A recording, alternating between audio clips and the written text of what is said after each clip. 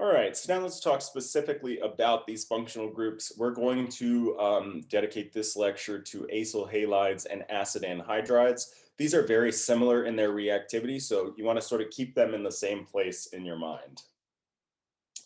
And again, what we're going to see is that it's really easy to convert these more reactive groups into these less reactive groups. Yeah, so that's a pattern that we're going to see over and over again in this chapter. All right, so first thing though is actually how to prepare an acyl chloride. This is the only way to prepare an acyl chloride, and that's actually starting with a carboxylic acid and treating it with SOCl2. Okay, and that basically substitutes out your hydroxide group on your carboxylic acid for a chlorine. You don't have to the mechanism for this, but just if you pay for the mechanism, what's really happening is you're converting this oxygen into a really good leaving group, this sort of sulfur derivative here, making it so that that chloride ion, which isn't exactly the best nucleophile in the world, but nonetheless can have an opportunity to come up and kick off that, that new excellent leaving group that we've created. Now, I know that I said that we are going to convert these more reactive functional groups into less reactive. So people paying attention would be like, well, wait a second, you told us that carboxylic acid should be about as reactive as esters. And this is an example of going backwards. Absolutely, okay? But it's not something as easy as mixing your carboxylic acid with a chloride ion. You have to use this kind of designer reagent here that, you know, has this complicated step of creating the new leaving group. So again, it's not that it's impossible to convert something less reactive into something more reactive. You're just either going to need some sort of a designer reactant like we have in this case, or harsh conditions like heat and heavy acid or something like that. Okay, so yeah, again, we're going to create that really good leaving group. That leaves it so that the chloride ion can attack. First, that'll kick that pair of electrons up, creating our tetrahedral intermediate. What do we do when we get our tetrahedral intermediate? What do we ask ourselves? Is there a good leaving group? In this case, that is played by that, you know, cool little leaving group that we created. So this pair of electrons will come back down and kick that off. Again, you don't have to have this reaction mechanism memorized, but just something that we should know. Okay, so now we'll get into now converting acyl halides into acid anhydrides, right? So this is our most reactive functional group going to an acid anhydride. And for that, you just need a carboxylate ion. Okay, so this is just a carboxylic acid that you've treated with base to remove that proton. You can then mix that in with your acyl halide to create an acid anhydride.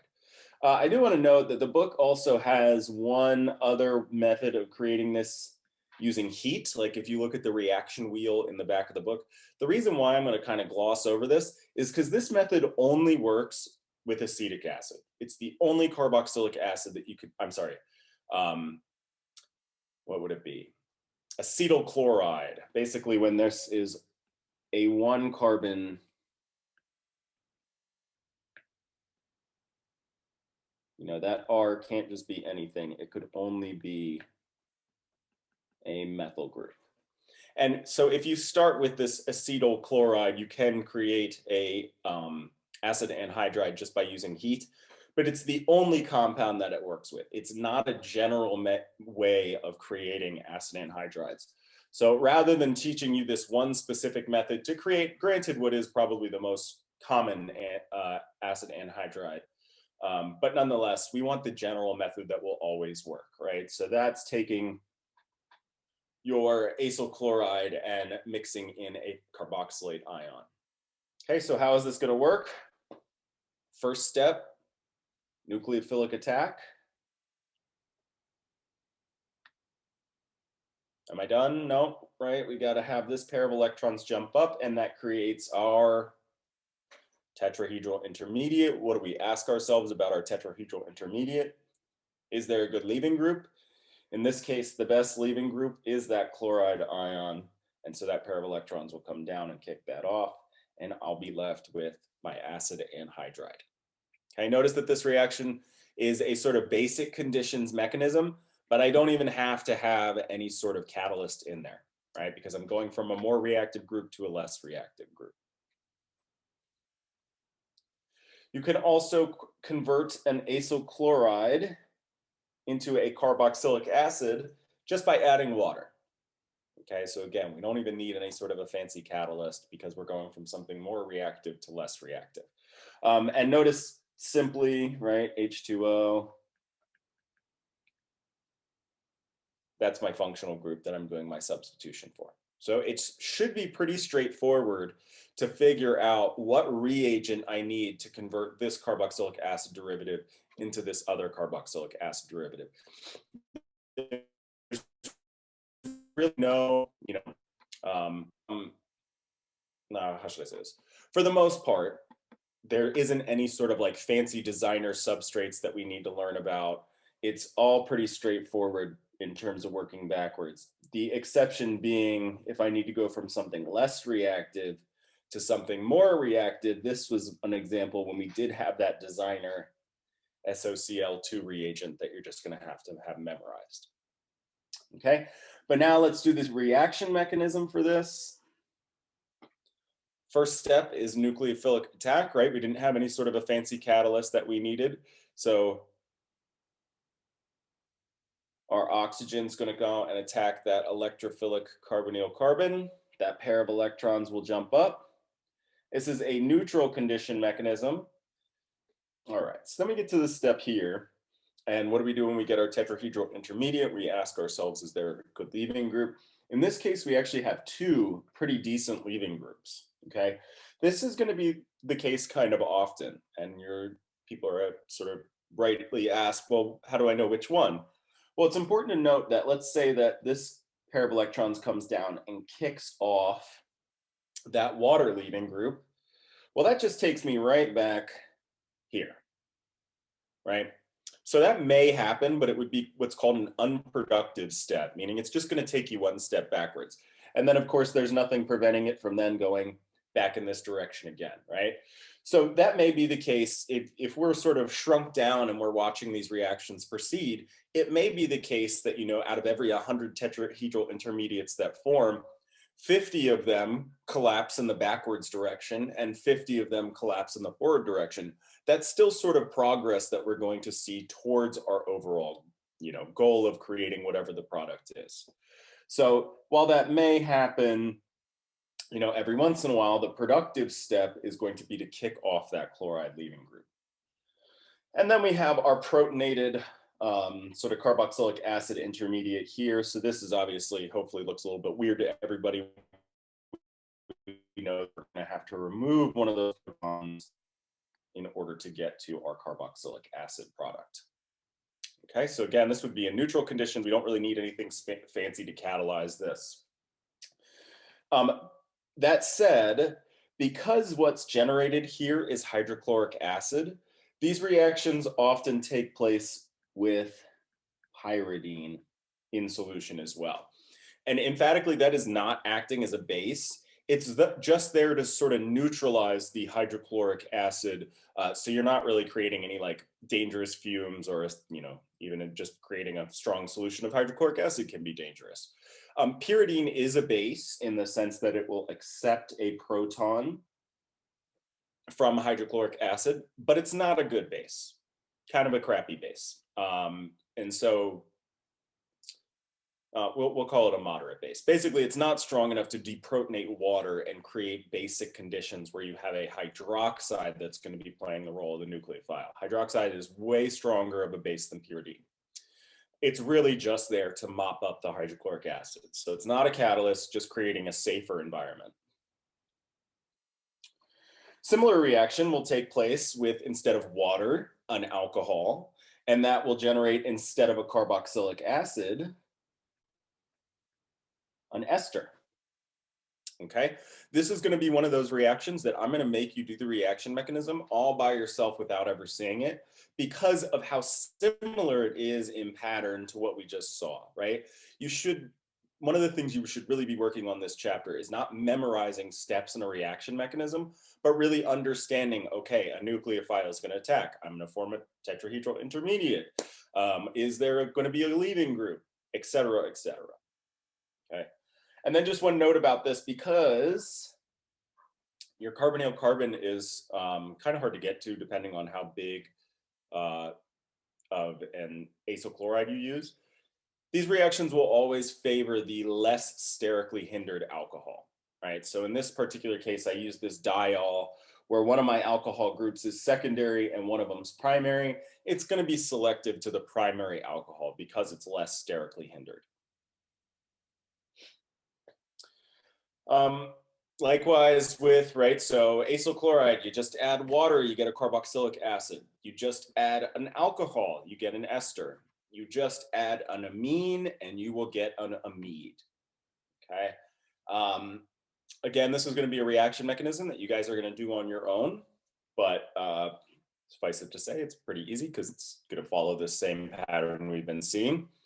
Note that here you need 2 equivalents of your amine. That's because one of them is going to be doing the nucleophilic attack, and one of them is going to be mopping up the hydrochloric acid that's also generated by that chloride ion popping off, right? So amines are both nucleophiles, but also moderate bases. So instead of using pyridine for these particular reactions, we can just use 2 equivalents of whatever our amine will be. And notice whether you use ammonia versus a primary versus a secondary amine, it just changes sort of the amide that you get, whether it's a primary, secondary, or tertiary amide.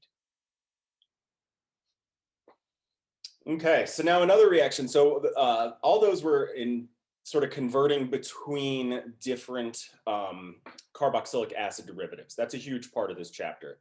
We'll also learn about some other reactions of these carboxylic acid derivatives. Tends to be the same one for all of them. In this case, we have lithium aluminum hydride that we're going to be using. What does lithium aluminum hydride do to aldehydes and ketones? What have we been seeing before? It's a reducing agent, right? So just like with our aldehydes and ketones, it's going to end up creating an alcohol. In this case, it will always be a primary alcohol. So let's see what happens. What do we think? Hopefully I have this drilled in your mind by now. When we think hydride, what do we think? Hopefully nucleophilic hydrogen. And that's exactly what we're going to see here. Hydrogen acting as a nucleophile, attacking that electrophilic carbonyl carbon. Boom. Now we get our tetrahedral intermediate. What do we ask ourselves about the tetrahedral intermediate? Is there a good leaving group? So in this case, this pair of electrons comes down and kicks off our chloride leaving group. Now we've formed an aldehyde. Right? We also know that aldehydes react with lithium aluminum hydride. Interesting there, there's just going to be another round of reaction that occurs with a new lithium aluminum hydride molecule. Nucleophilic hydrogen attacking that electrophilic carbonyl carbon. Now we get our tetrahedral intermediate. What do we ask ourselves about our tetrahedral intermediate? Is there a good leaving group? In this case, no, right? We can't kick off the hydride as a leaving group or the alkoxide, not an alkoxide, sorry. The carbanion as a leaving group. So we're kind of stuck here, and all we can really do is treat that with some source of proton, be it acid or just water. Okay, so I don't know. In our reaction up here, we had water. Here it's the H3O+. It really doesn't matter which one you use because you're going to be adding it in as a second step, but nonetheless, we'll be consistent.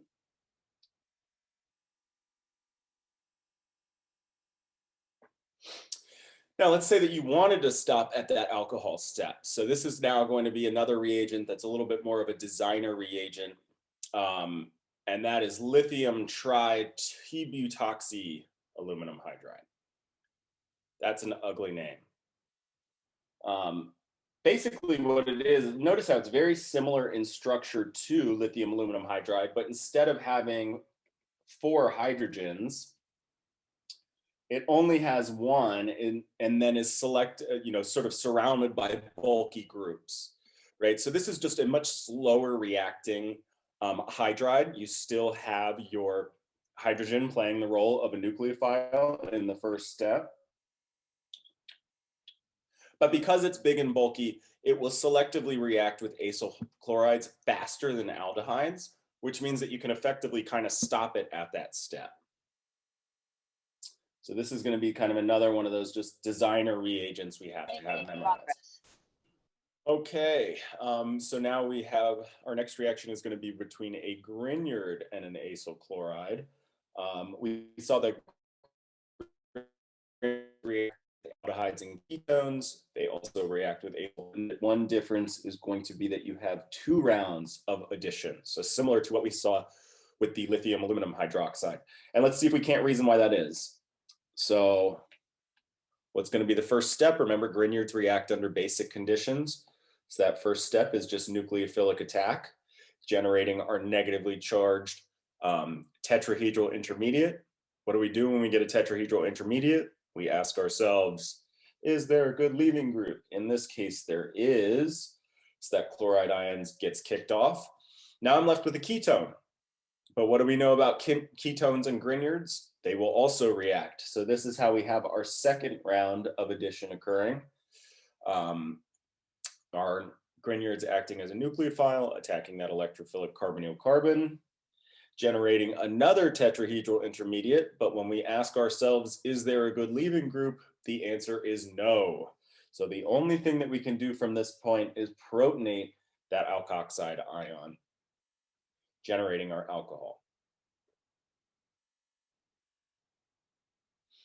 Okay, another compound that we're going to, so this is a new one, another compound or reagent rather that we're going to learn about is a Gilman reagent. You can think of a Gilman reagent, so Gilman is like a weak Grignard. It will react with an acyl chloride, but it isn't able to react with aldehydes and ketones. So you will only end up having 1 round of addition on to your acyl chloride. Okay. Yeah, so in this case, it will generate an aldehyde or ketone and then stop at that step. The Gilman reagent, you'll see it written R2CuLi a lot. Although there's 2 of those R groups on that copper, only one of them ever gets used in a reaction. Okay, we'll talk a little bit about Gilman's reagents when we get to the organometallics lecture. But again, think of it as a weak Grignard.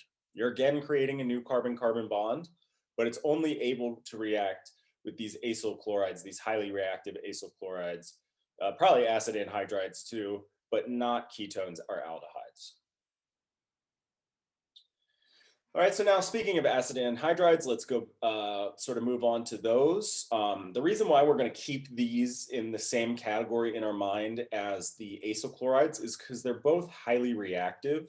And that's because they both have really good leaving groups. Like we said, the acyl chloride has the chloride ion as a leaving group. That's a great leaving group. Likewise, the acid anhydrides have the carboxylate ion as a leaving group. Carboxylate ions are not great bases because that negative charge is stabilized through resonance. So that makes them more stable and able to be a really good leaving group. Remember, we actually already saw this, but just to remind everybody, how do we generate acid anhydrides? We have to start with an acyl chloride and then toss in that carboxylate ion. That'll generate the acid anhydride for us. And similar to similar to acyl chlorides, acid anhydrides will react with alcohols to form esters. They'll react with water to form a carboxylic acid, right? So if instead of having this as an R group, it was a hydrogen, that would generate a carboxylic acid. and they will react with amines to produce amides. And so these are going to be reaction mechanisms that you guys are going to be doing on your own based on what we've learned previously. Okay, I believe in you. You guys can do this without me showing you explicitly. That's really the goal of this chapter, is do we understand reaction mechanisms? So yeah, again, we sort of learned how to go from here to here. What did we need for that? A carboxylate ion. If we're trying to generate an ester, what do we use? An alcohol. And what about if we're trying to generate an amide? We use an amine. Since we're going from more reactive to less reactive catalyst, some of these reactions we would have pyridine in there just to act to mop hydrochloric acid that's produced, but it's not actually participating in the reaction. Likewise, if we're going to go here, we just use an alcohol, or here, we just use an amine. Right? So pretty straightforward based on the functional group that we're starting with, where we want to go, what sort of reagent we're going to choose.